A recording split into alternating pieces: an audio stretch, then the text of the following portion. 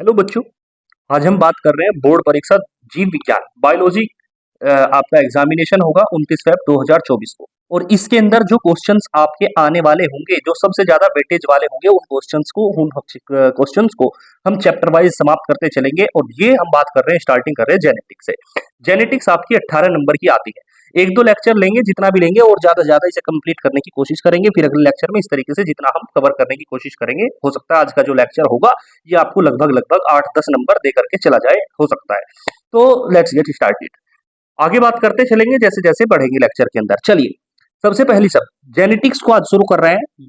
Genetics इस lecture को ध्यान से देखना शुरू करिए, और आज आप बेहतर से बेहतर मार्क्स इस वीडियो से लेकर के जाइए। जेनेटिक्स यानी कि इसके अंदर हम बात करेंगे आज वंशागति। वंशागति इसके अंदर जो चैप्टर होते हैं वो आपको मालूम है 18 नंबर के हैं। जेनेटिक्स आपकी 18 नंबर की आएगी बोर्ड के अंदर, जिसके अंदर हम इंपॉर्टेंट क्वेश्चन जो होंगे, डिफिकल्ट टाइप के, जो आपसे नंबर कटा देते हैं, उनको हम शुरू करेंगे। तो सबसे पहले बात कर रहे हैं, चैप्टर डाल लेते हैं चाहे तो, वंशागति और विविधता, ये सिद्धांत, इसको शुरू करेंगे। इसके अंदर जो इंपॉर्टेंट टॉपिक होंगे, और खास तौर से हम इसको पूरे कवर करने की कोशिश करेंगे, और आपको याद भी करा देंगे वीडियो के अंदर। तो देखिए, वंशागति और विविधता के सिद्धांत। सबसे पहला शब्द बात करते हैं। देखिए, पेपर में क्या पूछा जा सकता है। पेपर में अगर सबसे पहले शब्द आपको दिखाई देता है, आपने बहुत बार सुना होगा, आनुवांशिकता क्या होती है, तो बिल्कुल हम बात करेंगे स्टार्ट से। देखो, आनुवांशिकता क्या होती है। आपने देखा होगा कि भाई जो माता पिता होते हैं, माता पिता के जो लक्षण होते हैं, वो पीढ़ी दर पीढ़ी संतानों में चले जाते हैं। पीढ़ी दर पीढ़ी कहाँ चले जाते हैं? संतानों में। तो इस तरीके से इसी क्रिया को हम कहते हैं, माता पिता के लक्षणों को पीढ़ी दर पीढ़ी, माता पिता के लक्षणों का पीढ़ी दर पीढ़ी संतानों में पहुंचने की क्रिया को आनुवांशिकता कहते हैं। सारी चीज आपको याद करते चलना है मेरे साथ, जहां रिक्वायरमेंट होगी आप नोट्स बनाते चलेंगे। आनुवांशिकता का मतलब क्या हुआ? माता पिता के लक्षणों का पीढ़ी दर पीढ़ी संतानों में पहुंचने की क्रिया को आनुवांशिकता कहते हैं। आई होप आपको याद हो गया होगा। इसी तरीके से बात को समझना है, और सब कुछ आपको याद हो जाएगा वीडियो के अंदर, ये गारंटी। चलिए, बात आगे करते हैं। आनुवांशिकता के अलावा अगर आपसे पूछ लिया जाए कि भाई आनुवांशिक लक्षण क्या होते हैं, यहीं पे एक शब्द समझे, आनुवांशिक लक्षण, ये क्या होते हैं? तो आप बताएंगे वे लक्षण जो माता पिता से पीढ़ी दर पीढ़ी संतानों में जाते हैं, आनुवांशिक लक्षण कहलाते हैं। दो डेफिनेशन तैयार होगी। आगे चलें। इसके बाद आप एक शब्द आता है, यहीं पे समझ लीजिए, विभिन्नता। विभिन्नता का मतलब देखिए क्या होता है बच्चों। जो माता पिता की संतान होती है, तो सभी संतान जो होती है वो एक समान नहीं होती, वो अलग अलग होती है। इस गुण को ही विभिन्नता कहते हैं। चलिए, अगला जानकारी लेते हैं। एक शब्द आता है आनुवांशिकी। सबसे पहले ये डेफिनेशन जाननी है। आनुवांशिकी, आनुवांशिकी, ये आनुवांशिकी क्या होती है? तो ये एक जीव विज्ञान की शाखा है। जीव विज्ञान की ऐसी शाखा होती है, इसके अंदर हम विभिन्नता और साथ ही साथ वंशागति का अध्ययन करते हैं। मतलब कि आनुवांशिकी क्या होती है? जीव विज्ञान की वह शाखा जिसमें वंशागत विभिन्नता और वंशागति का अध्ययन किया जाता है, आनुवांशिकी कहलाती है। इस तरीके से ये चारों डेफिनेशन आई होप आपको याद हो चुकी होंगी। आगे बात करते हैं भाई। देखिए, आनुवांशिकता के फादर कौन है? अगर ये देखें, आनुवांशिकता के फादर, देखिए ये जो आनुवांशिकता है, आनुवांशिकता, इसके जनक कौन होते हैं? आनुवांशिकता को दिया किसने? तो आप बताएंगे कि आनुवांशिकता को ये जो फादर है वो ग्रेगर जॉन मेंडल है। ये भी आपका यहाँ से क्वेश्चन बन सकता है। आनुवांशिकता के जनक का नाम लिखिए, आप बताएंगे ग्रेगर जॉन मेंडल। आगे चलिए, इन्होंने एक्सपेरिमेंट किए थे इतने। तो बात कर लेते हैं एक्सपेरिमेंट्स, यानी कि कहानी शुरू है मुख्य रूप से यहाँ से। एक्सपेरिमेंट, इनके प्रयोग। देखिए, प्रयोग किस पौधे पे किया आपको मालूम होना चाहिए भाई। इन्होंने अपने प्रयोग किए थे मटर के पौधे पर, और इसका नाम क्या था? Pisum sativum. इसका अगर वैज्ञानिक नाम पूछ ले पेपर में, तो आप बताएंगे पाइसम सेटाइवम, और इस तरीके से इसके नीचे अंडरलाइन कर देंगे। इसका वैज्ञानिक नाम था, इन्होंने जो प्रयोग था वो मटर के पौधे भी किया था, और इसका वैज्ञानिक नाम था पाइसम सेटाइवम। सन पूछ लेकर कौन से सन में किया, तो आप बताएंगे कि भाई 1856 से लेकर के 1863 तक। इस तरीके से अगर कोई पूछे कितने जोड़ी लक्षणों को लिया, तो आप बताएंगे 7 जोड़ी लक्षणों को चुना। 7 जोड़ी लक्षणों को इन्होंने अपने एक्सपेरिमेंट में, प्रयोग में चुना था। चलो, अगर कोई ये पूछ ले कि इन्होंने अपने प्रयोग मटर के पौधे पे क्यों किए, तो ये इन्होंने इसलिए किए क्योंकि भी इसमें इन्हें आसानी से स्वपरागण कराया जा सकता था। अगर कोई पूछ ले कि भाई इन्होंने, इनकी सफलता के क्या कारण थे, इन्होंने अपने प्रयोग मटर के पौधे पे क्यों किए, तो इसका सबसे मुख्य रीजन क्या कह सकते हैं, क्योंकि इसमें मटर के पौधे में स्वपरागण कराया जा सकता है, और इसके अंदर जो है लक्षण इन्हें आसानी से, जो लक्षणों पे एक्सपेरिमेंट करना चाह रहे थे, वो लक्षण इनके अंदर, मटर के पौधे के अंदर इनको प्राप्त हो गए, मिल गए। इस तरीके से क्या अभी तक की जो शब्दावली है वो आपको याद हो चुकी है। आनुवंशिकता का मतलब क्या होता है? माता पिता के लक्षणों का पीढ़ी दर पीढ़ी संतानों में पहुंचने की क्रिया को आनुवंशिकता कहते हैं। आनुवंशिक लक्षण वे लक्षण जो माता पिता से पीढ़ी दर पीढ़ी संतानों में जाते हैं, आनुवंशिक लक्षण कहलाते हैं। विभिन्नता, सभी माता पिता की संतानें समान नहीं होती, अलग अलग होती है, जिसे विभिन्नता कहते हैं। आनुवंशिकी जीव विज्ञान की वह शाखा जिसमें विभिन्नता और वंशगति का अध्ययन किया जाता है, आनुवंशिकी कहलाती है। आगे बात करते हैं आनुवंशिकता क्या होती है। फादर कौन है? Gregor John Mendel. इन्होंने अपना प्रयोग किस पौधे पर किया? मटर पर। इसका वैज्ञानिक नाम क्या होता है? Pisum sativum. कौन से सन में एक्सपेरिमेंट किया? 1856 से 1863 तक। कितने जोड़ी लक्षणों को जोड़ा? 7 जोड़ी लक्षणों को। कोई पूछे कि भाई इन्होंने मटर को ही क्यों लिया? क्योंकि इसमें स्वपरागण कराया जा सकता है। इनकी सफलता के क्या कारण रहे? इन्होंने मटर के पौधे को चुना, इसमें स्वपरागण कराया जा सकता है, क्योंकि ये इसके अंदर ज्यादा से ज्यादा इन्हें लक्षणों की प्राप्ति हो गई, ज्यादा से ज्यादा लक्षण जो थे मटर के पौधे में देखने को मिले। इस तरीके से आई होप ये सारी शब्दावली आपको याद हो चुकी होगी। वीडियो में साथ साथ बने रहिए, सब कुछ आपको याद करा दिया जाएगा। इस वीडियो से आप काफी कुछ नंबर लेकर के जा रहे हैं, बटोर के जा रहे हैं। चलिए आगे बात करते हैं। इसके बाद अब मैं एक्सपेरिमेंट को अगर आगे बढ़ाएं, देखिए भाई, प्रयोग प्रयोग को जानने से पहले हमें जानना होगा एक टेबल। मतलब इन्होंने मेंडल ने अपने प्रयोग किन किन लक्षणों पे किए, उस सारणी को बनाइए। तो वो सारणी बनाते हैं, देखो भाई सारणी बनाएंगे और साथ ही साथ आपको याद भी हो जाएगी। देखो इन्होंने बच्चों क्या किया, इन्होंने लक्षण ले लिया। सबसे पहले कोई लक्षण रख लिया एक साइड, और लक्षण को बताया कि एक लक्षण जो होगा वो इफेक्टिव होगा, मतलब प्रभावी होगा, और एक लक्षण जो होगा वो इनका अप्रभावी होगा। तो पहले हम बात करेंगे लक्षण कौन कौन से लिए और फिर प्रभावी कौन सा होगा और अप्रभावी कौन सा होगा। वो टेबल जो है वो आपको याद हो जाएगी। यहीं पे देखिए इन्होंने लक्षण लिया पहले तने की लंबाई। तने की लंबाई, अब खुद से बताओ प्रभावी कैसी हो सकती है। एक तना या तो लंबा हो सकता है या बोना हो सकता है। तो तना प्रभावी कैसा होगा? लंबा। और बोना कैसा होगा बच्चों? है प्रभावी। तो यहाँ पे लिख दो बोना, लंबा बोना। दूसरा इन्होंने लिया फूल का रंग। फूल का रंग बताओ कैसा हो सकता है? प्रभावी बताओ, खुद सोचो। अच्छा टाइम देता हूं कि प्रभावी फूल का रंग जो है वो प्रभावी कैसा हो सकता है और अप्रभावी कैसा हो सकता है। देखो जरा। अच्छा, जो बैंगनी होता है, अगर आपके पास एक बैंगनी कलर लिया इन्होंने और दूसरा कौन सा था? सफेद। सफेद जो है वो दिखता नहीं दूर से, बैंगनी चटकीला रंग होता है वो दिख जाता है। चलो इसके बाद फूल की स्थिति। एक फूल आपका कली के ऊपर इस तरीके से है कि वो एकदम दिखाई दे रहा है दूर से ही, मतलब ऊपर की तरफ है, मतलब अक्षीय स्थिति में है। और एक जो है वो अंत पे है, बिल्कुल लास्ट में है, तो वो दिखाई नहीं देगा। जो अक्ष पे है वो दिखाई देगा, मतलब जो प्रभावी होगी वो होगी अक्षय अक्षय स्थिति, और ये हो जाएगी अंत्य। चलिए अगली बात देखते हैं, चौथा। इन्होंने लिया फली का रंग। भाई मटर की फली होती है, दो रंग हो सकते हैं, या तो हरा हो सकता है या तो सूखड़ जाए पीला हो जाएगा। तो प्रभाव हरा कैसा होगा? प्रभावी। तो अप्रभावी में लिख दो बच्चों पीला। पीला तो दिखाई नहीं देगा, नॉन इफेक्टिव होगा। पांचवा लक्षण, फली के रंग के अलावा इन्होंने लिया फली का आकार। फली का आकार बताओ, फूली हुई। प्रभावी में फूली हुई लिखो या सिकुड़ी हुई? तो आप क्या बताएंगे? फूली हुई। यहाँ पे लिख दें फूली हुई, और यहाँ पे लिख देंगे सिकुड़ी हुई। इस तरीके से कितने हो गए? 1 2 3 4 5 और 6। लास्ट में इन्होंने लिया बीज का रंग, वो जो पीला है वो आपका प्रभावी होगा, मतलब वो दूर से ही दिखाई देगा। चलो इसके बाद लास्ट में इन्होंने बताया बीज का आकार, साइज। देखो बीज एक तो हो सकता है आपका फूला हुआ बच्चों, बीज का जो आकार होगा मतलब वो गोल हो सकता है, और एक झुर्रीदार। तो जो बीज गोल होगा वो आपका प्रभावी हो जाएगा, और इसमें हो जाएगा झुर्रीदार बीज। इस तरीके से ये टेबल आपको याद हो गई होगी। एक बार याद करने की फिर से कोशिश कर लीजिए। देखिए यहाँ पे अगर हम इसको हाइड कर लें तो देखिए आप क्या बताओगे। देखो जरा यहाँ पे बताओ, मैं आपसे पूछता हूँ। चलिए बताओ बच्चों, तने की लंबाई में क्या लिखोगे? लंबा बोना। फूल का रंग बताओ कैसा हो सकता है? बैंगनी सफेद। चलो ठीक है। फूल की स्थिति बताओ, अक्षीय अंत्य। फली का रंग कैसा होगा? बोलिए। फली का रंग हरा पीला। फली का आकार बताइए कैसा होगा? फूली हुई सिकड़ी हुई। बीज का रंग बोलिए बीज का रंग कैसा होगा? हरा पीला। और बीज का आकार कैसा हो जाएगा? गोल झुर्रीदार। इस तरीके से आई होप ये टेबल तो आपको याद होगी। सब कुछ आसान है, हो सकता है एक दो नंबर आपने बना भी लिया हो इसके अंदर। अब बात करते हैं मेंडल के नियम। यहाँ से ही निकलते हैं मेंडल के नियम, और ये क्वेश्चन तो मान के चलिए भाई 100 के 100% आपका आने के चांस है। मेंडल के नियम, 3 नियम थे मेंडल के। देखिए सबसे पहले याद नहीं करने, बस यहाँ पे समझेंगे सब कुछ याद होता चले जाएगा। सबसे पहला मेंडल का नियम था बच्चों, आपको मालूम होगा, प्रभाविता का नियम। आपने नाम सुना होगा, प्रभाविता का नियम। इसके बाद आपने सुना होगा दूसरा नियम, पृथक्करण का नियम। पृथक्करण के नियम का एक और नाम होता है, दूसरा नाम जो आपको याद रखना है, या युग्मकों की शुद्धता का नियम। अगर ये लॉन्ग क्वेश्चन आएगा ना 5 नंबर में, तो प्रॉपर करके आएंगे। देखो, या युग्मकों की शुद्धता का नियम, सबसे इंपॉर्टेंट क्वेश्चन है शुद्धता का नियम इस चैप्टर का। और तीसरा लॉ होता है स्वतंत्र अपव्यूहन का नियम।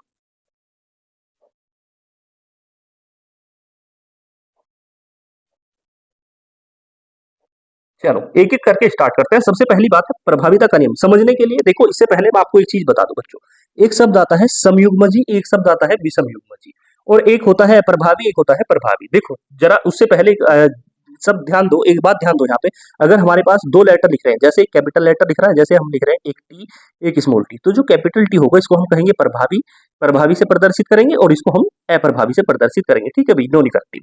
जो मतलब बड़ी चीज होगी प्रभावी उसको कैपिटल से, और जो अप्रभावी होगी उसको स्मॉल से। इतनी बात ध्यान रखो। चलो खैर, प्रभाविता का नियम कोई याद नहीं करना, बस एक्सपेरिमेंट की तरफ समझो। एक्सपेरिमेंट की तरफ चलते हैं, उसके आधार पे पहला नियम याद कराएंगे, फिर दूसरा, फिर तीसरा। एक्सपेरिमेंट के आधार पे एक एंजॉय के फॉर्म में इस वीडियो को देखते चलिए। सबसे पहले मेंडल ने क्या किया, मेंडल ने दो बीज लिए मटर के। एक बीज जो थे वो ऐसे बीज थे जिसके अंदर मतलब कि आप कह सकते हैं आप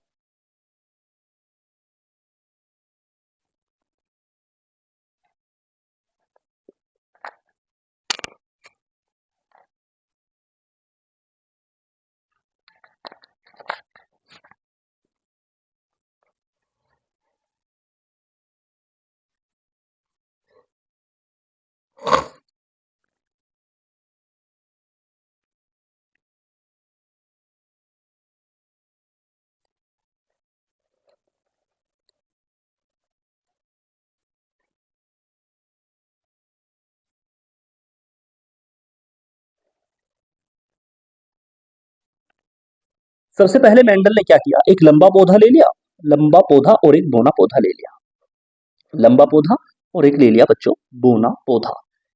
लंबे और बोने पौधे में क्या किया, आपस में इन्होंने क्रॉस करा दिया। लंबे पौधे को हम कहते हैं कैपिटल टी, मतलब लंबा है, लंबे का मतलब टॉल, टॉल, कैपिटल टी दोनों जो हम पेयर रखेंगे वो कैपिटल रखेंगे। बोना, बोने का मतलब लंबा नहीं है, मतलब बोना है तो एक दोनों पेयर जो है प्रभावी है, स्मॉल टी, इस तरीके से। इनमें आपस में इन्होंने क्या किया, क्रॉस, क्रॉस का मतलब ये साइन कर दिया। अब देखो जो पैदा होगा तो उसको हम कहेंगे F1 पीढ़ी, फिलियोलिकल प्रोजनी 1 कह सकते हैं, यानी कि F1 पीढ़ी कह सकते हैं, पहली जनरेशन, प्रथम पीढ़ी। चलो इन्होंने क्या किया, मेंडल ने सबसे पहले दो पौधे लिए, एक लंबा पौधा ले लिया, एक बोना पौधा ले लिया। लंबे पौधे का मतलब कैपिटल टी, और बोने पौधे का मतलब स्मॉल टी। इनमें आपस में क्रॉस कराया। क्रॉस कराने के बाद देखो एक कैरेक्टर इसका जाएगा, एक कैरेक्टर इसका जाएगा, मतलब कि इसके पेयर लिख लो। अगर पेयर लिखना चाहो तो देखो इस तरीके से लिख सकते हैं। कहने का मतलब ये है, पहले से पेयर के फॉर्म में लिख लो। कैपिटल टी को, ये जो पेयर लिख रहा है इसको अलग अलग लिख लो, इसको इस तरीके से लिख लिया हमने। स्मॉल टी जो है इसको हमने इस तरीके से लिख लिया बच्चों, देखो स्मॉल टी और यहाँ पर स्मॉल टी। ठीक है जी, इन तोड़ तोड़ के लिख लो। अब क्या कर रहे हैं, अब इनमें आपस में हमने जब क्रॉस कराया लंबे और बोने पौधे में, तो अगली पीढ़ी में देखो F1 पीढ़ी में तो क्या हमें प्राप्त होगा। देखो क्रॉस कैसे कराते हैं, पहली का पहले के साथ करा दो, यानी कि कैपिटल टी है, कैपिटल टी इसका इसके साथ करा दो स्मॉल टी, इस तरीके से यहाँ पे मिला दो। पहले का पहले के साथ करा दिया, पहले का पहले के साथ, अब पहले का दूसरे के साथ करा देते हैं, कैपिटल टी दूसरे के साथ यानी स्मॉल टी के साथ क्रॉस करा दिया, इस तरह से। अब क्या किया, पहले का कंप्लीट हो गया काम, अब दूसरे का पहले के साथ और दूसरे का दूसरे के साथ करा दो। तो दूसरे का पहले के साथ, दूसरा क्या है कैपिटल टी, और यहाँ पे है इस दूसरे का पहले के साथ करा रहे हैं पहले, इस तरीके से इसके साथ, अब दूसरे का दूसरे के साथ कैपिटल टी स्मॉल टी, इस तरीके से देखो आपके पास ये क्रॉस तो हो गए। अब क्या देखने को मिल रहा है इसके अंदर, ये ध्यान से देखो कि भाई ये जो है मेंडल ने देखा कि जब लंबे और बोने पौधे में आपस में क्रॉस करा रहे हैं, तो चार पौधे जो प्राप्त हो रहे हैं हमें, ये भी लंबा है, चारों के चारों कैसे हैं, लंबे पौधे प्राप्त हो रहे हैं, सभी के सभी लंबे पौधे प्राप्त हो रहे हैं। जबकि होना क्या चाहिए था, एक जो जीन आया है, एक करैक्टर इसका आया है, इस वाले का लंबे का आया है, एक बोने का आया है, तो होना कैसा चाहिए था, होने तो या तो लंबे हो जाते, आधे लंबे हो जाने चाहिए थे, आधे बोने। जबकि मेंडल ने देखा कि सभी के सभी कैसे हो रहे हैं, लंबे हो रहे हैं। क्यों, देखो एक टी हो रहा है, मतलब एक इसका करैक्टर आ रहा है और एक बोने का आ रहा है, इसमें भी ये है एक कैपिटल टी, एक small T, capital T small T, capital T small T. हो क्या रहा है, एक कैपिटल टी का भी है, मतलब कैपिटल टी तो लंबा बताना चाह रहा है, लंबे वाले गुण को शो करेगा और स्मॉल टी बोने वाले गुण को शो करेगा। लेकिन हुआ क्या कि लंबे और बोने का मिक्सर ना होकर के ये क्या हुआ, ये लंबे दिखाई देंगे, सभी के सभी लंबे दिखाई देंगे। मतलब इसका ये हुआ कि जो कैपिटल टी है ये स्मॉल टी के करैक्टर को दबा गया। कहने का मतलब ये हुआ, फिर मेंडल ने ये बात बताई कि भाई जब दो विपरीत लक्षण हो, देखो ये भी तो विपरीत लक्षण है, एक लंबा एक बोना, दोनों अलग अलग हैं, जब दो विपरीत लक्षणों में आपस में क्रॉस कराते हैं, ये रो, जब दो विपरीत लक्षणों में आपस में क्रॉस कराते हैं तो अगली पीढ़ी में, यही तो F1 पीढ़ी है, अगली पीढ़ी में सभी पौधे कैसे प्राप्त होते हैं, सभी पौधे जो है उनमें लंबे पौधे प्राप्त हो रहे हैं। मतलब कहने का ये है कि उनमें से जो एक लक्षण है, देखो लंबे का लक्षण ही जा रहा है अगली पीढ़ी में, बोने का नहीं जा रहा, उनमें से अगली पीढ़ी में एक लक्षण तो प्रदर्शित हो रहा है, एक लक्षण तो प्रदर्शित होता है बच्चों, और दूसरा प्रदर्शित नहीं होता, दूसरा वाला प्रदर्शित प्रदर्शित नहीं होता।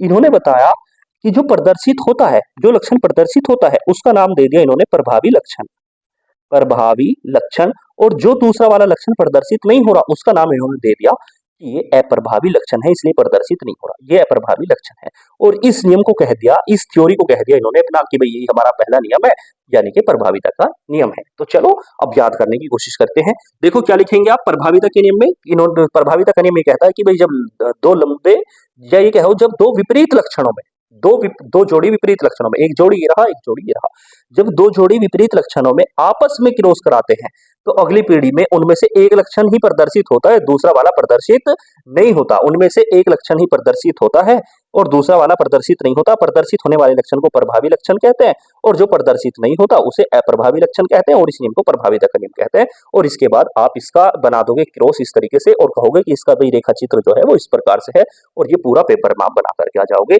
इस तरीके से मुझे लगता है पहला नियम आपको याद हो गया होगा, और ये नोट्स आप प्रिपेयर कर लीजिए। चलिए अब बात करते हैं दूसरे नियम की। दूसरा नियम होता है बच्चों पृथक्करण का नियम या युग्मकों की शुद्धता का नियम। इसी के आधार पे समझना है, देखो क्या हुआ, मेंडल ने क्या किया, ये जो पहला रूल है, पहले जो हमारे पास क्रॉस कराया पहले नियम में, तो मेंडल ने देखा कि पहली पीढ़ी में सभी जब लंबे और बोने पौधों में आपस में क्रॉस कराया तो पहली पीढ़ी में सभी कैसे प्राप्त हो रहे हैं, ये सभी के सभी कैसे हैं, लंबे हैं। तो जो सभी के सभी लंबे हैं, अब कहने का मतलब होने को तो ये लंबे हैं, लेकिन अगर इनको जीन के रूप में देखें तो इनकी जीन एक लंबी है, देखो कैपिटल टी वाली, एक बोनी है। दिखाई कैसे दे रहे हैं, दिखाई तो दे रहे हैं लंबे, लेकिन अगर जीन को देखें एक लंबी जीन है एक बोनी जीन है। अच्छा इसी के आधार पर एक चीज मैं आपको समझा देता हूँ, चलिए देखिए उसको जानो पहले, फिर बात ज्यादा समझ में बेहतर आएगी आपके। यहाँ पे एक शब्द जानना है आपको जीनोटाइप, एक शब्द जानना है फिनोटाइप। जीनोटाइप क्या होता है बच्चों, कि जीनोटाइप जो होता है वह लक्षण होता है जो किसी जीव के अंदर की आंतरिक रचना के बारे में बताता है।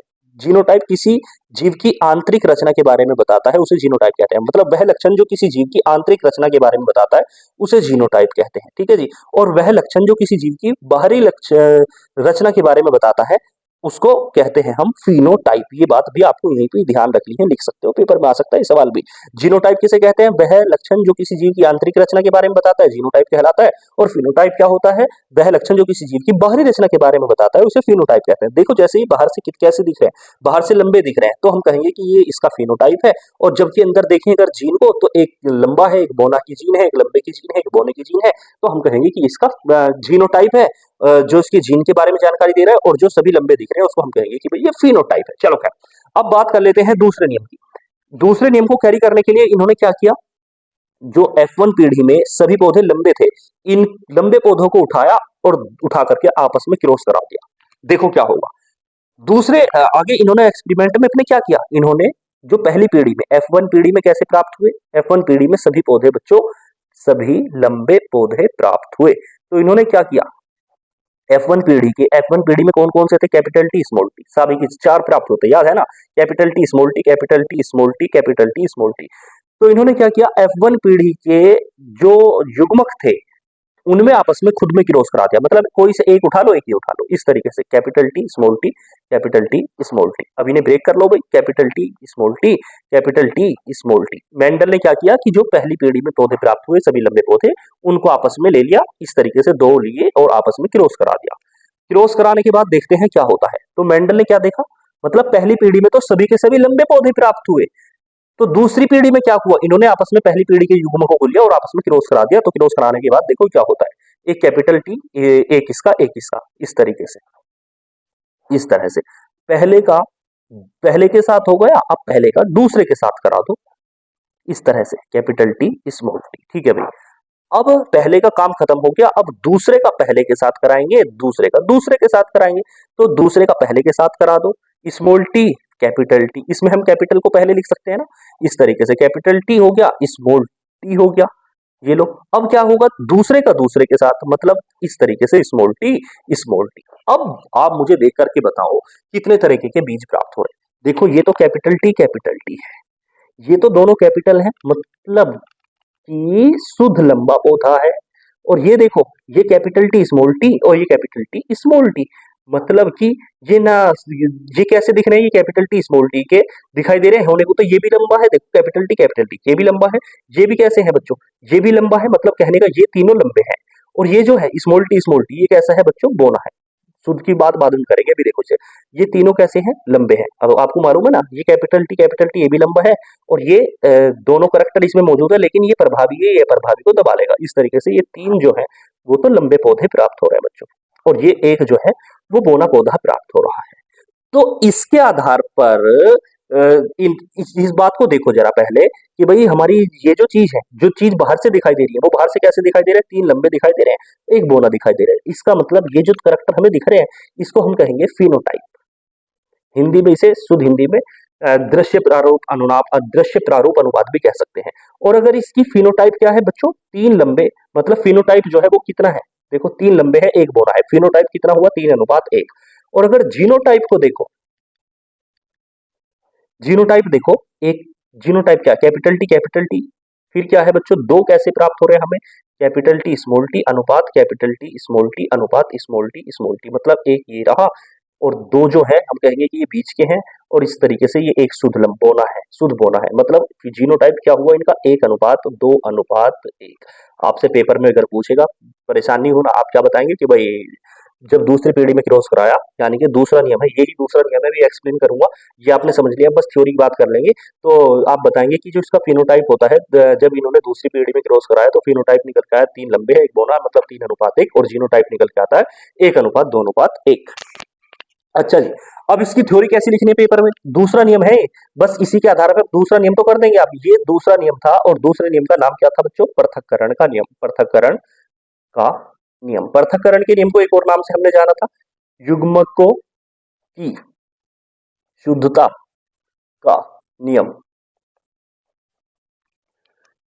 देखिए, आप बताएंगे कि जब पहली पीढ़ी में, जो हमारे पास पहली पीढ़ी के जो लक्षण थे, मतलब जब पहली पीढ़ी के जो युग्मक थे, पहली पीढ़ी के जब युग्मकों को कितने ही समय, ये पहली पीढ़ी के तो युग्मक है जो दोनों हमने क्रॉस कराया था, तो जब पहली पीढ़ी के युग्मकों को कितने ही समय साथ रखा जाता है, तो ये साथ बने रहने पर भी आपस में मिश्रित नहीं होते और शुद्ध बने रहते हैं, इसलिए इसे युग्मकों की शुद्धता का नियम कहते हैं। और फिर अगली पीढ़ी में ये 3:1 के रूप में पृथक हो जाते हैं, इसलिए इसे पृथक्करण का नियम कहते हैं। चलो, तो क्या लिखोगे, बताने की कोशिश करिए कि जब F1 पीढ़ी के युग्मकों का आपस में क्रॉस कराया जाता है, तो ये युग्मक कितने ही समय आपस में साथ बने रहने पर भी मिश्रित नहीं होते, इसलिए और शुद्ध बने रहते हैं, इसलिए इसे युग्मकों की शुद्धता का नियम कहते हैं। और फिर ये अगली पीढ़ी में 3:1 के रूप में पृथक हो जाते हैं, इसलिए इसे पृथक्करण का नियम भी कहते हैं। और इसके बाद बच्चों इसे बना करके आ जाना, पेपर में लिखोगे, जैसे जब F1 पीढ़ी के युग्मकों में आपस में क्रॉस कराया जाता है, तो अगली पीढ़ी में तीन लंबे पौधे प्राप्त होते हैं, बोना पौधा प्राप्त होता है, और इसका फिनोटाइप आप लिख देंगे पेपर में 3:1 होता है। और अगर जीनोटाइप की बात करें तो जीनोटाइप आप बताएंगे 1:2:1 होता है। इस तरीके से ये दो नियम आपके समाप्त हो गए, तीसरा नियम की तरफ चलते हैं, और इसी के बाद ये टॉपिक जो है वो लो वाला आपका लगभग समाप्त हो जाएगा, और हो सकता है ये क्वेश्चन लगभग आएगा। चलिए, तीसरा नियम होता है, अब इसके बाद बच्चों हमारा तीसरा नियम कौन सा होता है, स्वतंत्र अपव्यूहन का नियम। स्वतंत्र अपव्यूहन का नियम, हो सकता है अलग से पेपर में यही 5 नंबर का पूछ ले आपसे कि स्वतंत्र अपव्यूहन का नियम क्या होता है, खाली ये भी पूछ सकता है, और तीनों भी पूछ सकता है, अलग अलग भी जो भी पूछा, लेकिन आएगा जरूर ये सवाल। तो स्वतंत्र अपव्यूहन का नियम क्या है, अच्छा इससे पहले ये बात ध्यान रखना, ये दिशंकर क्रॉस पर आधारित होता है, वो पेपर में ये भी कह सकता है दिशंकर क्रॉस पर आधारित स्वतंत्र अपव्यूहन का नियम बताइए। तो आप बताएंगे दिशंकर क्रॉस पर आधारित स्वतंत्र अपव्यूहन के नियम के बारे में, दिशंकर क्रॉस के बारे में लिख देना पहले पेपर में कि भाई दिशंकर क्रॉस क्या होता है। तो आप बताएंगे जब दो विपरीत जोड़ी लक्षणों को लेकर आपस में क्रॉस कराया जाए। जब दो विपरीत जोड़ी लक्षणों को लेकर आपस में क्रॉस कराया जाए तो इसे ही दिसंकर क्रॉस कहते हैं। और ये स्वतंत्र अपव्यूहन का नियम जो होता है ये दिसंकर क्रॉस पर आधारित होता है। चलिए क्या बताओगे दिसंकर क्रॉस का मतलब? जब दो जोड़ी विपरीत लक्षणों को लेकर आपस में क्रॉस कराया जाता है तो इसे ही दिसंकर क्रॉस कहते हैं और ये स्वतंत्र अपव्यूहन के नियम पर आधारित होता है। चलिए अब बात करते हैं आगे। स्वतंत्र अपव्यूहन के नियम में मेंडल ने क्या किया? मेंडल ने दो विपरीत बीज लिए और उनमें आपस में क्रॉस करा दिया। फिर इसके बाद आप लिखोगे कि दिसंकर क्रॉस पर आधारित होता है और मेंडल ने अपने स्वतंत्र अपव्यूहन के नियम में दो विपरीत बीज लिए और इनमें आपस में क्रॉस करा दिया। बीज कौन से थे? देखो, गोल पीले, इन्होंने आपस में गोल पीले और हरे झुर्रीदार बीज में आपस में क्रॉस कराया। हरे झुर्रीदार बीज में आपस में क्रॉस कराया। गोल पीले को हम इस तरीके से शो करेंगे, देखो कैपिटल आर, गोल को कैपिटल आर और पीले मतलब प्रभावी है तो बच्चों कैपिटल वाई, इसका पेयर ये हो गया गोल पीले। हरे झुर्रीदार, हरे का मतलब गोल की तुलना में जो ये है हमारे पास झुर्रीदार बीज है, ये इसको हम कैसे शो करते हैं? मतलब ये अप्रभावी है कहने का मतलब, तो स्मॉल आर स्मॉल वाई। चलो ठीक है भाई। इन्होंने इसमें बताओगे जब दो विपरीत बीजों में आपस में क्रॉस कराया जाता है, गोल पीले और हरे झुर्रीदार बीज में आपस में क्रॉस कराया जाता है, तो F1 पीढ़ी में सभी गोल पीले प्राप्त हो जाते हैं, सभी गोल पीले प्राप्त हो जाते हैं। फिर जब इनमें आपस में फिर से स्वपरागण कराया जाता है तो F2 पीढ़ी में चार प्रकार के बीज प्राप्त होते हैं। चार प्रकार के बीज प्राप्त होते हैं। कौन कौन से प्राप्त होते हैं? देखिए, नंबर 1 गोल पीला, नंबर 2 गोल हरे, नंबर 3 पीले झुर्रीदार, नंबर 4 हरे झुर्रीदार। और फिर बताओगे आप कि इनका जो अनुपात है वो 9:3:3:1 है। कैसे है भाई? ये भी तो याद करना है, लेकिन मैं समझाऊंगा तो ये याद हो जाएगा। अभी देखिए क्या लिखेंगे, अगर लिखना चाहे तो लिख सकते हैं दिसंकर क्रॉस पर आधारित स्वतंत्र अपव्यूहन का नियम। इसके अंदर पहले शुरुआत कहां से करेंगे? ये नियम दिसंकर क्रॉस पर आधारित होता है। फिर लिखोगे दिसंकर क्रॉस की डेफिनेशन, जब दो विपरीत लक्षण बीजों को लेकर आपस में क्रॉस कराया जाता है तो इसे दिसंकर क्रॉस कहते हैं। और मेंडल ने अपने इस प्रयोग में गोल पीले और हरी झुर्रीदार बीज में जब आपस में क्रॉस कराया तो सभी F1 पीढ़ी में गोल पीले प्राप्त हुए और फिर इनमें जब आपस में स्वपरागण करा दिया तो F2 पीढ़ी के अंदर चार प्रकार के बीज प्राप्त हुए। नंबर 1 गोल पीले, गोल हरे, पीले झुर्रीदार, हरे झुर्रीदार, और इनका जो अनुपात था वो 9:3:3:1 था। कैसे था? अब इसकी टेबल बना करके आ जाना है पेपर में और बस इस तरीके से आपका ये नियम भी फाइनल हो जाता है और आपका जो एक क्वेश्चन है लॉन्ग क्वेश्चन वो भी यहाँ से प्रिपेयर हो गया और हो सकता है छोटे छोटे ना जाने कितने क्वेश्चन यहाँ से पूछ ले जाए। तो वो टेबल क्या है? चलो उस टेबल को बना लेते हैं। देखिए, टेबल को बनाने के लिए क्या करना है? सबसे पहले बच्चों इस तरीके से ध्यान दें, यहां पे आप लिखेंगे गोल पीले,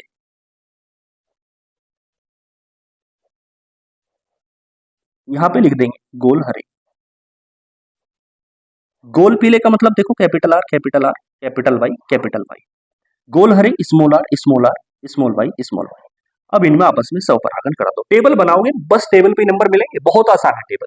क्या करेंगे? अब देखो एक इसका स्वपरागण करा रहे हो तो F1 पीढ़ी में देखो कैपिटल आर और ये कैपिटल वाई, एक स्मॉल वाई का, कैपिटल वाई स्मॉल वाई। ये हो गई आपकी F1 पीढ़ी इस तरीके से। अब क्या कर रहे हैं? अब इनमें आपस में करा देना है। यहाँ पे लिखोगे स्वपरागण। आपस में स्वपरागण कराओगे तो देखो F2 पीढ़ी में आपको क्या मिलेगा? F2 पीढ़ी में क्या मिलेगा? जैसे मैं बता रहा हूँ ऐसी करना है, ऐसी टेबल को लिखना है पूरी तरीके से। देखो अब आपको टेबल खींचनी है इस तरीके से, देखिए लाइक दिस, इस तरह से।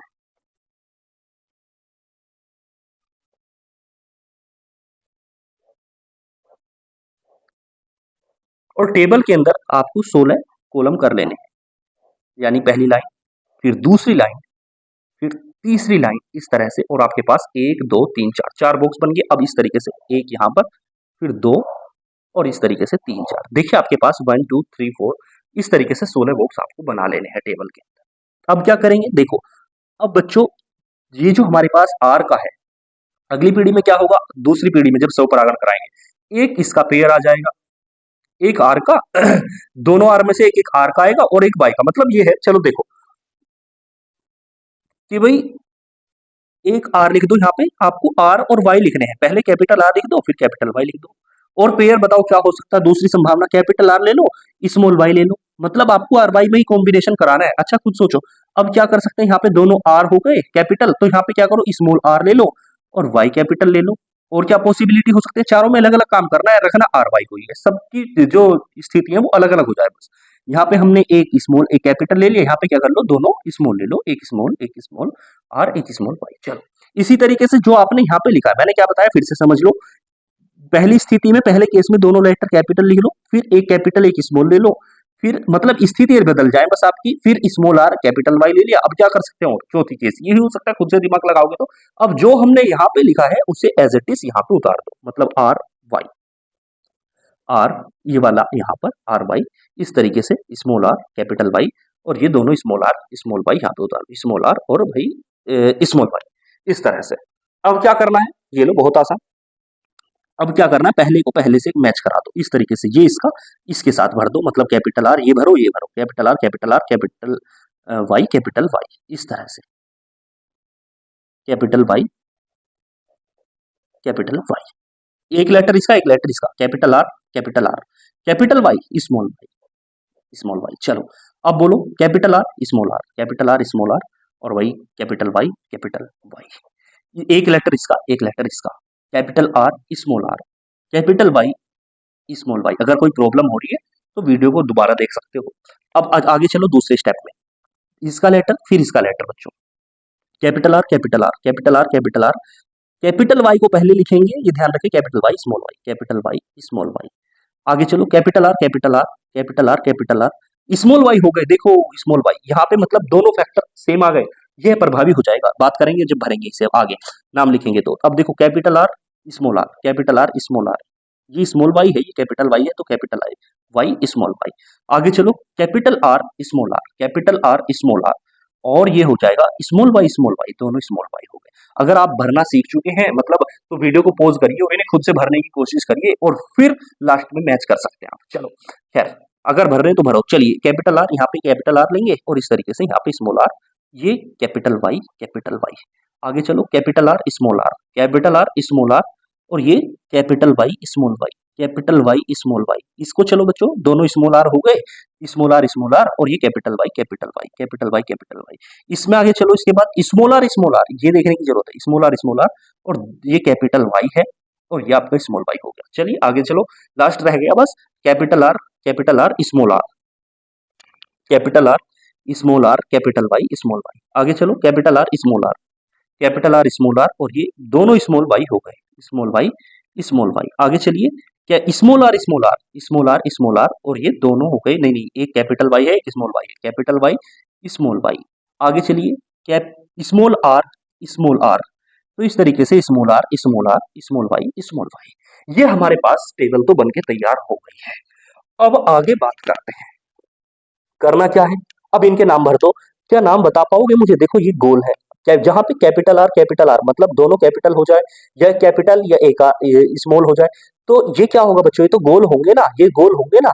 और अगर दोनों बार वाई हो जाए तो ये झुर्रीदार हो जाएंगे, ठीक है जी, क्योंकि दोनों प्रभावी हो गए। जो कैपिटल वाई होंगे वो पीले होंगे, कैपिटल वाई स्मॉल वाई होंगे तो ये इस पे प्रभावी है, ये अब भी पीले हो जाएंगे। अगर दोनों वाई हो गए तो हरे हो जाएंगे। चलो खैर, अब नाम भरने की कोशिश करो, यहाँ पे अगर बात कम आ रही है समझ में, यहाँ पे भरो, क्लियर हो जाएगा। देखो ये गोल है, दोनों कैपिटल वाई है तो आप भरेंगे गोल पीले। आगे चलो, ये दोनों कैपिटल आर है तो यहाँ पे गोल और इस तरीके से ये हो गए आपके पीले।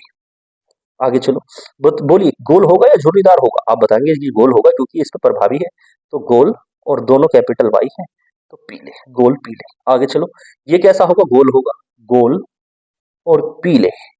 एक लेटर भी अगर कैपिटल हो गया तो वो प्रभावी होगा, और प्रभावी आपको पता है गोल पीले प्रभावी होता है, आपको मालूम है गोल पीले प्रभावी होते हैं, ठीक है, एक लेटर भी अगर कैपिटल हो गया। आगे चलो, इसके बाद ये बताइए गोल पीले, ये बताइए गोल, दोनों लेटर स्मॉल हैं, क्या पीले होंगे या हरे होंगे, बताइए हरे, तो आंसर हो गया आपका यहाँ पे गोल हरे। चलिए आगे बताओ क्या होगा, ये गोल पीले और ये क्या होगा, गोल, बताओ पीले होंगे या हरे होंगे बच्चों, गोल हरे, क्योंकि दोनों स्मॉल वाई हो गए। इसको बताओ गोल पीले और ये गोल पीले, ये बताइए गोल होंगे या झुर्रीदार होंगे, आप बताएंगे झुर्रीदार होंगे क्योंकि दोनों लेटर स्मॉल है, झुर्रीदार ये हो गए आपके, दोनों लेटर कैपिटल है, पीले, झुर्रीदार पीले। और ये बताइए गोल होंगे या फिर झुर्रीदार होंगे, बोलिए जरा। झुर्रीदार होंगे, क्यों? क्योंकि दोनों स्मॉल हैं, झुर्रीदार। और ये हो गए आपके पीले, इस तरह से। ये बताइए क्या होगा, गोल पीले। और ये बताइए गोल हरे, क्यों? क्योंकि दोनों लेटर स्मॉल है, तो पीले ना होकर के हरे हो जाएंगे। ये बताइए गोल होंगे या झुर्रीदार होंगे, बताइए। झुर्रीदार होंगे, दोनों लेटर स्मॉल है, झुर्रीदार। हरे होंगे या पीले होंगे बच्चों, एक कैपिटल है तो हो जाएगा पीला। ये बताइए झुर्रीदार होंगे या गोल होंगे, आंसर है झुर्रीदार। झुर्रीदार। और बोलिए पीले होंगे या हरे होंगे, दोनों स्मॉल है तो यहाँ पे हो जाएंगे झुर्रीदार हरे। अब आप इस टेबल के अंदर ये देखिए कि भाई कितने गोल पीले हैं, कौन कौन से बीज। अच्छा ये तो मैं आपको बता देता हूँ, हमने क्या देखा था, कितने प्रकार के बीज प्राप्त हो रहे हैं। देखो, एक तो गोल पीले, हमें गोल पीले बीज प्राप्त हो गए। और बताइए कौन से बीज प्राप्त हुए। नंबर 2, गोल पीले हो गए, गोल हरे हो गए। नंबर 3, गोल हरे के साथ साथ हमारे पास झुर्रीदार पीले हो गए। वही हमने लिखा था, 4 प्रकार के बीज प्राप्त होते हैं, झुर्रीदार हरे। नंबर 4, झुर्रीदार हरे के अलावा झुर्रीदार पीले। 4 प्रकार के बीज हमें प्राप्त हुए, झुर्रीदार पीले। अब बताइए गोल पीले कितने हैं, टेबल में गिनो, 1 2 3 4। भाई जब तुम पूरी टेबल में गिनोगे, वीडियो को पॉज कर लो, तो आपको 9 बीज प्राप्त होंगे। अच्छा, गोल हरे, गोल हरे देखो, एक इस तरीके से, 2 जहां भी आप गिनेंगे तो आपको 3 बीज प्राप्त होंगे, गिन लेना। झुर्रीदार हरे, वीडियो को पॉज कर लो, गिन लो, आपको झुर्रीदार हरे 3 प्राप्त हो जाएंगे। और झुर्रीदार पीला सिर्फ यहाँ पे प्राप्त होगा, इस तरीके से। मतलब यही तो बताया गया था इस नियम में शुरुआत में। आप क्या बताएंगे कि भाई जब गोल पीले और हरे बीजों में आपस में क्रॉस कराया जाता है, तो पहली पीढ़ी में तो सभी गोल पीले प्राप्त होते हैं, और दूसरी पीढ़ी में 4 प्रकार के बीज प्राप्त होते हैं गोल पीले। आपको ये रटना नहीं है, टेबल बना लो, खुद पता चल जाएगा। गोल पीले, गोल हरे, झुर्रीदार हरे और झुर्रीदार पीले, और इनका जो अनुपात होता है वो 9:3:3:1 होता है। और इसके बाद आप इन्वर्टेड कोमा में एक बात और लिख करके आ जाएंगे। अतः सुनिए ध्यान से, इस बात को इन्वर्टेड कोमा में लिखेंगे आप, जब स्वतंत्र व्यूहन का नियम पे टेबल बना देंगे, यहाँ तक फाइनल कर देंगे, फिर इन्वर्टेड कोमा में लिखेंगे। अतः जब 2 जोड़ी विपरीत लक्षणों में आपस में क्रॉस कराया जाता है, तो उनमें एक जोड़ी लक्षण जो होते हैं, एक जोड़ी लक्षणों का जो 3:1 में पृथक्करण होता है, वो दूसरी जोड़ी विपरीत लक्षणों के पृथक्करण से स्वतंत्र होता है। इस तरीके से इस चीज को भी आप लिख करके आ सकते हैं, और यहाँ पे आपके जो तीनों नियम है वो फाइनल हो गए। और ये क्वेश्चन यहाँ से जनरेट होगा, या तो अलग अलग नियम पूछेंगे या भाई तीनों नियम पूछ ले, वो किसी भी तरीके से यहाँ, यानी कि अभी तक आपका हो सकता है 5 नंबर जो है वो हो सकता, लगभग इस वीडियो से आपके प्रिपेयर हो चुके हैं। अच्छा आगे बात करते हैं हम थोड़ी सी, क्योंकि इस लेक्चर को हमें लंबा खींचना है। अब इस चैप्टर को, मतलब यहाँ से इस चैप्टर से क्या आ सकता है वो सब कुछ समाप्त करके ही बताया था। मेंडल साहब ने बताया था कि भाई जब 2 विपरीत लक्षणों में आपस में क्रॉस कराते हैं, तो उनमें से अगली पीढ़ी में एक लक्षण तो प्रदर्शित होता है, दूसरा प्रदर्शित नहीं होता। इस नियम को हम कहते हैं, जो प्रदर्शित होता है उसे प्रभावी लक्षण कहते हैं, जो प्रदर्शित नहीं होता उसे अप्रभावी लक्षण कहते हैं। और प्रदर्शित, इस नियम को हमने कहा था प्रभाविता का नियम। लेकिन एक शब्द, कुछ इसके अपवाद हैं, मतलब जो मेंडल के नियम का पालन नहीं करते। मेंडल के नियम के जो अपवाद है, अगर पेपर में ये पूछ ले तो क्या क्या अपवाद है, आप जनरली बताएंगे। एक अपवाद तो होता है मेंडल के नियम का अपूर्ण प्रभाविता, अलग से ये भी पूछ सकता है, अपूर्ण प्रभाविता, इनकम्प्लीट डोमिनेंस। और एक होता है सह प्रभाविता। इनको थोड़ी थोड़ी जानकारी है, ये शॉर्ट क्वेश्चन निकल सकते हैं। सह प्रभाविता, छोटे छोटे क्वेश्चन यहाँ से, लघु क्वेश्चन आपसे पूछ सकता है। खैर बात करता है सबसे पहले अपूर्ण प्रभाविता की। अपूर्ण प्रभाविता ये क्या होती है, तो देखो, जब दो लक्षणों को लेकर के आपस में क्रॉस कराया जाता है, तो क्या होता है अगली पीढ़ी में, जब विपरीत लक्षणों में आपस में क्रॉस कराया जाता है, जब 2 विपरीत लक्षणों में आपस में क्रॉस कराया जाता है, तो अगली पीढ़ी में एक लक्षण भी प्रभावी नहीं होता, एक लक्षण भी प्रभावी नहीं होता। इस घटना को, जबकि मेंडल ने क्या बताया था कि 2 विपरीत लक्षणों में आपस में क्रॉस कराओगे तो अगली पीढ़ी में एक प्रभावी हो जाएगा, एक अप्रभावी हो जाएगा। जबकि अपूर्ण प्रभाविता में क्या हुआ, इस केस में क्या देखने को मिला कि जब 2 विपरीत लक्षणों में आपस में क्रॉस कराया जाता है, तो अगली पीढ़ी में एक लक्षण भी प्रभावी नहीं होता। इस घटना को अपूर्ण प्रभाविता कहते हैं। याद हो गई बातें, क्या बताया मैंने, जब 2 विपरीत लक्षणों में आपस में क्रॉस कराया जाता है, तो अगली पीढ़ी में एक भी लक्षण जब प्रभावी ना हो, तो इस घटना को अपूर्ण प्रभाविता कहते हैं। जैसे क्या देखा इन्होंने, देखिए एग्जाम्पल, इसके जो साइंटिस्ट थे वो एक्सपेरिमेंट कर रहे थे, उनका नाम था कोरेंस। इन्होंने एक्सपेरिमेंट किया अपना गुलबाज के पौधे पर। इन्होंने क्या किया, इन्होंने देखा कि भाई जब लाल और सफेद पुष्प में आपस में क्रॉस कराया, लाल और सफेद पुष्प में आपस में क्रॉस कराया, तो अगली पीढ़ी में गुलाबी पुष्प उत्पन्न होंगे। कैसा पुष्प उत्पन्न होंगे अगली पीढ़ी में, गुलाबी। मतलब ये हुआ कि कोरेंस ने देखा पूर्ण प्रभाविता के एग्जाम्पल में कि जब लाल और सफेद पुष्प में आपस में क्रॉस कराया जाता है, ये क्रॉस का निशान लगा देना, तो पहली पीढ़ी में कैसा एक इसका करैक्टर आया, एक इसका करैक्टर आया इस तरीके से, और देखने में ये मिला कि वो जो पुष्प था वो कैसा था, गुलाबी। मतलब क्या हुआ, अगली पीढ़ी में ना लाल का लक्षण आया ना सफेद का, और वो हो गया आपका गुलाबी पुष्प प्राप्त हो गया। इस घटना को ही हम कहते हैं अपूर्ण प्रभाविता। अगर चाहे तो इसका हम इस तरीके से आगे F2 पीढ़ी का भी ग्राफ बना सकते हैं। इस तरीके से आप चाहे तो ये टेबल बना देना, और टेबल बनाने के बाद भाई इस तरीके से लिख देना, यहाँ पे कैपिटल आर लिख दो, यहाँ पे स्मॉल आर, यहाँ पे कैपिटल आर। अगर वो आपसे यहाँ पे स्मॉल आर, अगर वो ये पूछ ले कि अपूर्ण प्रभाविता का जीनोटाइप और फिनोटाइप क्या है, तो टेबल बनाओ और फिर निकाल लेंगे। चलो देखो, कैपिटल आर इस तरीके से, ये एक इसका कैपिटल आर स्मॉल आर, ये कैपिटल आर स्मॉल आर, और इस तरीके से स्मॉल आर। देखो ये क्या है, कैपिटल आर तो आपको मालूम है, कैपिटल आर कैसा है बच्चों, लाल है। ये कैपिटल आर स्मॉल आर है, ये कैसे होते हैं, कैपिटल आर स्मॉल आर, ये दोनों कैसे होते हैं आपके, गुलाबी थे। और ये जो ये है, ये कैसा था बच्चों, स्मॉल आर, बताओ ये कैसा था, सफेद था। तो देखने में क्या मिला कि जीनोटाइप क्या है हमारा, जीनोटाइप भी इसका जीनोटाइप देखो, एक तो इसका है और दो इसके जीनोटाइप हैं और एक इसका जीनोटाइप है। मतलब कहने का ये हुआ जो हमारे पास इसका है जीनोटाइप कितना है, 1:2:1। और अगर फिनोटाइप देखो, मतलब बाहर से कैसे दिख रहा है, अंदर की जीन एक इसकी है, दो ये और एक के ये। और अगर बाहर से देखो तो एक लाल है, ये दो गुलाबी है और एक सफेद है, मतलब जीनोटाइप भी इसका यही है और फिनोटाइप भी आपका इसका यही होता है। अगर वो पेपर में पूछ ले ऐसी कौन सी घटना है जिसका जीनोटाइप और फिनोटाइप समान होता है, तो आप बता देंगे आंसर कि भाई अपूर्ण प्रभाविता है, और इस तरीके से काम करके आ जाएंगे। चलो एक बार रिवाइज कर लो, अपूर्ण प्रभाविता मतलब क्या होता है, जब दो विपरीत लक्षणों को लेकर आपस में क्रॉस कराया जाता है, तो यदि उनमें से एक भी लक्षण अगली पीढ़ी में प्रभावी ना हो पूरी तरह से, तो इस घटना को अपूर्ण प्रभाविता कहते हैं। जैसे कोरेंस ने जब गुलबास के पौधों में लाल और सफेद पुष्प आपस में क्रॉस कराया, तो अगली पीढ़ी में न लाल पुष्प प्राप्त हुआ, न सफेद प्राप्त हुआ, बल्कि गुलाबी पुष्प प्राप्त हो गया। अतः यह अपूर्ण प्रभाविता का उदाहरण है, और इसको आप बना सकते हो ग्राफ को, और फिर यहाँ पे बना सकते हो। अगर वो जीनोटाइप फिनोटाइप पूछ ले तो आप इस तरीके से सिद्ध कर करके भी आ सकते हो। चलिए एक एग्जाम्पल और ले लेते हैं, ये वाला जो हमने बताया था यहाँ पे, सह प्रभाविता कोडोमिनेंस। कोडोमिनेंस का मतलब क्या होता है कि जब दो विपरीत लक्षणों में आपस में क्रॉस कराया जाता है, तो उनके जो अगली पीढ़ी में जो लक्षण होते हैं वो साथ साथ चले जाते हैं, दोनों लक्षण वो साथ साथ चले जाते हैं। इस घटना को सह प्रभाविता कहते हैं। ठीक है जी, इस तरीके से आप सहप्रभाविता को बता सकते हैं। और ये बता सकते हैं जब लाल और सफेद पशु में, लाल और सफेद पुष्प में आपस में, लाल और सफेद पशु में आपस में क्रॉस कराया जाता है, तो क्रॉस कराने के बाद संतान जो है वो लाल भी हो जाती है, सफेद भी हो जाती है, मतलब वो कैसी हो जाती है, चितकबरी पैदा हो जाती है। अतः हम कह सकते हैं कि ये सह प्रभाविता का उदाहरण है। इस तरीके से हमने एक्सेप्शन पढ़ लिए, अपवाद को पढ़ लिया भाई। इस तरीके से कुछ और जानकारी थोड़ी बहुत बची है, बस लिंग निर्धारण बचा है इसके अंदर, और लिंग निर्धारण के बाद एक दो जानकारी और देंगे, छोटे छोटे क्वेश्चन, और इस तरीके से ये हो सकता है 5 7 8 नंबर की ये वीडियो यहाँ पे समाप्त कर देंगे हम। चलो तो एक लास्ट टॉपिक आता है, जो लॉन्ग टॉपिक है, एक लिंग निर्धारण। लिंग निर्धारण को समझिए और उसके बाद आगे की बात करते हैं। देखिए लिंग निर्धारण क्या होता है, हेडिंग डालेंगे लिंग निर्धारण, सेक्स डिटर्मिनेशन।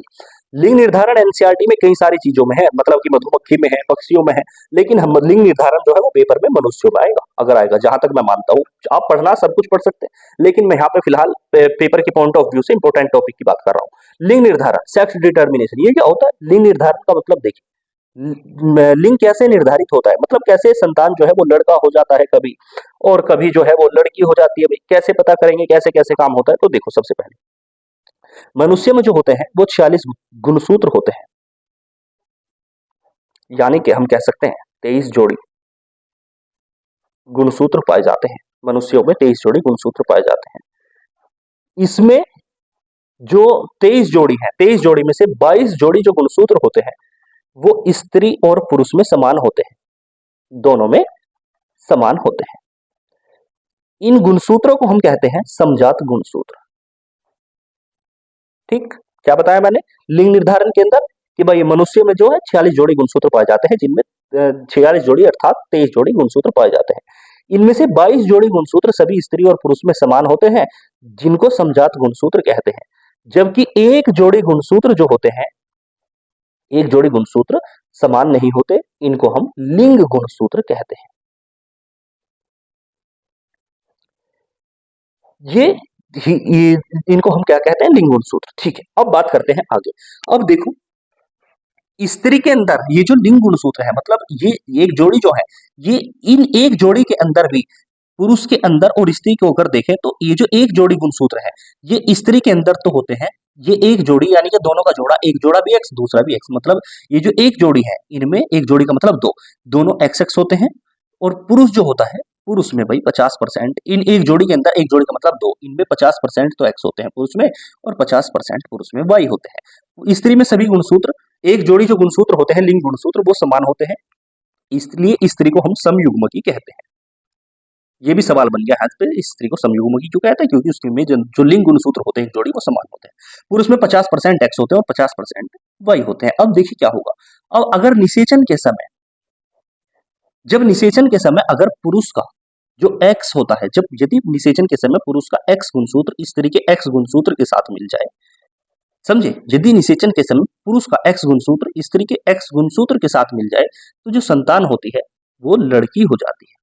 और अगर निषेचन के समय पुरुष का वाई गुणसूत्र स्त्री के एक्स गुणसूत्र के साथ मिल जाए तो जो संतान होता है वो लड़का होता है। और इसी तरीके से यही मानव में लिंग निर्धारण होता है, इसी प्रकार से मानव में लिंग निर्धारण होता है। अब इसका रेखा चित्र बनाना है जो मैं आपको बताऊंगा किस तरीके से बनाना है, और ये लॉन्ग क्वेश्चन हो सकता है ये भी। चलो, तो लिंग निर्धारण, मनुष्य में लिंग निर्धारण कैसे होता है समझाइए रेखा चित्र बना करके। तो आप क्या लिखेंगे कि भाई मनुष्यों में 46 गुणसूत्र यानी 23 जोड़ी गुणसूत्र होता है, जिसमें 22 जोड़ी जो होते हैं वो सभी स्त्री और पुरुष में समान होते हैं, जिनको हम समजात गुणसूत्र कहते हैं, जबकि एक जोड़ी गुणसूत्र अलग होते हैं जिनको लिंग गुणसूत्र कहते हैं। इन एक जोड़ी के अंदर स्त्री में दोनों एक जोड़ी के अंदर अर्थात दोनों गुणसूत्र स्त्री में समान होते हैं, इसलिए स्त्री को समयुग्मकी कहते हैं, जबकि पुरुष में 50% एक्स और 50% वाई होते हैं, इसलिए पुरुष को हम विषम युग्मकी कहते हैं। अब निषेचन के समय यदि स्त्री पुरुष का एक्स गुणसूत्र स्त्री के एक्स गुणसूत्र के साथ मिल जाता है तो संतान लड़की हो जाती है।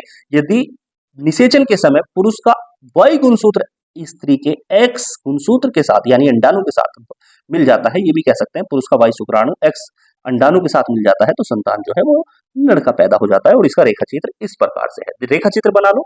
स्त्री को लिख लो भाई, एक साइड स्त्री को लिख लो, स्त्री का मतलब एक्स एक्स, एक साइड बच्चों पुरुष को लिख लो यानी कि एक्स वाई। ये लो इस तरीके से ब्रेक कर लो, इसको एक्स में जैसे तोड़ा था इसको एक्स में और इसको वाई में। अब क्या करेंगे, पहले को पहले के साथ मिला दो, इसी तरीके से पहले को पहले के साथ मिला दो एक्स एक्स। अब पहले को दूसरे के साथ मिला दो इस तरह से एक्स को वाई के साथ मिला दिया। ये लो, अब क्या करेंगे, दूसरे को दूसरे के साथ मिला दो एक्स एक्स, इस तरीके से। अब बोलो दूसरे को दूसरे के साथ, दूसरे को पहले के साथ मिला दिया, दूसरे को दूसरे के साथ एक्स वाई। अब बोलो क्या हुआ, एक्स एक्स है तो क्या होगा लड़की, एक्स वाई क्या है बच्चों लड़का, एक्स एक्स लड़की और एक्स वाई क्या होगा लड़का। इस तरीके से 50% लड़का होने की संभावना होती है और 50% लड़की होने की संभावना होती है। ये लो इस तरीके से आप क्या जाएंगे पेपर में काम। अच्छा, यहीं पे ये टॉपिक चल रहा है तो यहीं पे ये क्वेश्चन मैं आपको बता देता हूँ, एनसीईआरटी का ये भी पेपर में आने की संभावना हो सकती है। पेपर में आपसे ये पूछेंगे कि भाई लड़की होने का जो दोष होता है वो मानव समाज में, हमारे समाज के अंदर वो स्त्री को दिया जाता है। लड़की को होने का दोष कि भाई लड़की जो हुई है वो स्त्री को इस चीज का दोष दिया जाता है, तो इस पर आपने विचार रखिए। तो आप बताएंगे कि ऐसा, बताइए आपने क्या देखा कि भाई जो लड़की होगा या संतान लड़की होता है या लड़का होता है वो किस चीज पर डिपेंड करता है, आप बता देंगे उसके अंदर, इस क्वेश्चन के अंदर, कि यदि ये जो मैंने आपको बताया है स्त्री की एक्स गुणसूत्र के साथ पुरुष का एक्स गुणसूत्र मिल जाता है तो संतान आपकी लड़की हो जाती है, और अगर पुरुष का वाई गुणसूत्र स्त्री के एक्स अंडाणु के साथ मिलता है तो संतान लड़का होता है। मतलब यह स्त्री तो समयुग्मकी होती है, ये किस पे डिपेंड करता है, लड़की होगा या लड़का होगा, ये पुरुष पे डिपेंड करता है। ठीक है, आप ये बताएंगे इसके ऊपर, इस क्वेश्चन के अंदर अगर आंसर देना होगा आपको। और ये कैसे होगा कि भाई कौन सा शुक्राणु पहले जाएगा, स्त्री के एक्स के पास एक्स जाएगा या पहले वाई जाएगा, तो शुक्राणु के अंदर ये जो 50% एक्स शुक्राणु है 50% वाई शुक्राणु होते हैं, शुक्राणुओं के अंदर स्पर्म्स के अंदर एक रनिंग होती है, दौड़ होती है, और अगर एक्स पहले पहुंच जाता है अंडाणु के पास स्त्री के एक्स के पास, कभी किसी केस में कभी एक्स पहुंच जाता है पहले, कभी वाई पहुंच जाता है, जो पहले पहुंच जाएगा वो उस तरीके से लिंग निर्धारण हो जाता है लड़की या लड़का। चलो खैर, इस तरीके से लिंग निर्धारण हमारा समाप्त हो गया। अगली टॉपिक जान लेते हैं बच्चों, एक शब्द आता है छोटा सा उत्परिवर्तन के बारे में। देखो उत्परिवर्तन क्या होते हैं, म्यूटेशन, वे परिवर्तन जो अचानक हो जाते हैं उत्परिवर्तन कहलाते हैं, वे परिवर्तन जो अचानक हो जाते हैं उत्परिवर्तन कहलाते हैं, और इनसे जीन में परिवर्तन आ जाता है, इनसे जीन में परिवर्तन आ जाता है। ठीक है, उत्परिवर्तन अगर कोई पूछे कितने प्रकार के होते हैं तो आप बता सकते हैं कि भाई उत्परिवर्तन 2 प्रकार के होते हैं, एक होता है स्वजात उत्परिवर्तन, एक होते हैं बहिर्जात उत्परिवर्तन। उत्परिवर्तन क्या होते हैं? वे परिवर्तन जो अचानक से हो जाते हैं, उत्परिवर्तन कहलाते हैं। इनसे जीन में परिवर्तन आ जाता है। ये दो प्रकार के होते हैं, स्वजात उत्परिवर्तन, बहिर्जात उत्परिवर्तन। स्वजात उत्परिवर्तन, यदि किसी जीन की आंतरिक परिवर्तन के कारण कोई उत्परिवर्तन होता है तो इसे स्वजात उत्परिवर्तन कहते हैं। यदि किसी बाहरी कारण से, जैसे सूर्य के प्रकाश, पराबैंगनी किरणों से कोई परिवर्तन उत्परिवर्तन होता है तो इसे बहिर्जात उत्परिवर्तन कहते हैं। ठीक है भाई। और अच्छा ध्यान रखना कि उत्परिवर्तन जो होते हैं, क्या इनसे जो होती है डीएनए ही चेंज हो जाता है? कई बार इनसे डीएनए चेंज हो जाता है, आप बताएंगे। और उत्परिवर्तन क्या हानिकारक कब होते हैं? उत्परिवर्तन जो होते हैं वो फायदेमंद भी हो सकते हैं, हानिकारक भी। वो अगर पूछ ले पेपर में कि उत्परिवर्तन हानिकारक कब होते हैं, अगर कोई लीथल जीन प्रभावित हो जाए तो ऐसा उत्परिवर्तन जो होता है वो हानिकारक हो जाता है। चलो खैर, उत्परिवर्तन कंप्लीट हो गया, आगे बात कर लेते हैं। एक दो जानकारी और लेनी और बस चैप्टर आपका फिनिश, यहीं पे लेक्चर समाप्त करते हैं। तो देखो, एक तो जानकारी आपको ले लेनी है बच्चों, यहाँ पर डाउन सिंड्रोम, एक हीमोफीलिया। अच्छा, एक शब्द आता है हीमोफीलिया। हीमोफीलिया क्या होता है? बेसिक सा क्वेश्चन आएगा यहाँ पे, एक दो नंबर का, एक आध नंबर का अगर आएगा तो छोटी सी जानकारी देता हूँ। देखो, हीमोफीलिया जो होता है, इसको पहली बात हम ब्लीडर्स रोग भी कहते हैं। ये एक ऐसा रोग होता है कि इसका जो गुणसूत्र होता है वो इसका जो गुणसूत्र होता है एक्स लिंक गुणसूत्र होता है, और इसको ब्लीडर्स रोग भी कहते हैं। और ये ऐसा रोग होता है कि अगर व्यक्ति को चोट लग जाती है तो चोट लगने के बाद वो जो रक्त होता है वो लगातार बहता रहता है, और लगातार बहते रहने से उसका थक्का नहीं जमता, और ऐसी स्थिति में व्यक्ति की मृत्यु भी हो सकती है। ये हीमोफीलिया के बारे में आप बता देंगे। चलो, ये सबसे पहले महारानी विक्टोरिया के अंदर देखा गया था। महारानी विक्टोरिया के अंदर देखा गया था। समाप्त होगी हीमोफीलिया के बंदर बात। अच्छा, एक शब्द आता है डाउन सिंड्रोम। यहीं पे डाउन सिंड्रोम से पहले ये जान लो भाई, sickle cell anaemia. Sickle cell anaemia, sickle cell anaemia क्या होती है? इसके अंदर जो है ब्लड की कमी हो जाती है, और ब्लड की कमी होने के कारण जो आपकी जो आरबीसी होती है, उसका जो सेल होता है, उस आरबीसी जो ब्लड की जो कोशिका होती है, स्किल सेल एनीमिया क्या होती है कि ब्लड के अंदर जो है वो आरबीसी यानी कि रेड ब्लड सेल पाई जाती है, ये कोशिका होती है। और जब इस कोशिका का जो आकार है वो दात्र के जैसा, दात्री के जैसा, मतलब दात्री के जैसा, जो काटने की होती है, इस तरीके से दराती के जैसा हो जाता है, तो शरीर के अंदर जो आंतरिक परिवर्तन होना शुरू हो जाती है, और जब ये कोशिका जो होती है इस तरीके का आकार ले लेती है, इसलिए इस रोग को हम कहते हैं स्किल सेल एनीमिया। ठीक है जी। हसियाकार के नाम से भी इसे जान सकते हैं। अगला एक शब्द आता है डाउन सिंड्रोम। डाउन सिंड्रोम क्या होता है? देखिए, डाउन सिंड्रोम का मतलब होता है कि ये जो रोग होता है वो 21वें गुणसूत्र में, आपको पता है 20वां गुणसूत्र, 19वां गुणसूत्र, 21वां गुणसूत्र, इस तरीके से पेयर में होता है। 21वें गुणसूत्र में ट्राइसोमी, मतलब 2 की जगह 3 हो जाए इधर। तो डाउन सिंड्रोम जो होता है वो 21वें गुणसूत्र में ट्राइसोमी के कारण होता है। और इसकी जो लक्षण होते हैं वो क्या होता है? आंखें फटी होती है, माथा चपटा होता है, और मुंह फटा होता है। इस तरीके के रोग जो लक्षण है वो देखने को मिलते हैं। अच्छा, एक शब्द आता है बच्चों क्लाइनोफिल्टर सिंड्रोम। इसको भी जान लो, क्लाइनोफिल्टर सिंड्रोम। ये क्या होता है क्लाइनोफिल्टर सिंड्रोम? इसमें जो होता है पुरुषों के अंदर 46 की जगह 47 गुणसूत्र हो जाते हैं, 46 की जगह पर 47 गुणसूत्र हो जाते हैं, और उनके अंदर जो है वो स्त्री जैसे करैक्टर आ जाते हैं, गाइनोकेमिस्ट्री आ जाता है। इस रोग को ही क्लाइनोफिल्टर सिंड्रोम कहते हैं। इस तरीके से ये सारी चीज आप याद करके जाइए, आप हो सकता है 8-10 नंबर यहाँ से जनरेट कर पाए। इस लेक्चर को हम यहीं पे समाप्त करते हैं, और हम सीरीज के साथ अगर हमें समय मिलता है तो कोशिश करेंगे कि आपको ज्यादा से ज्यादा प्रिपरेशन कराई जाए। चलिए, ठीक है।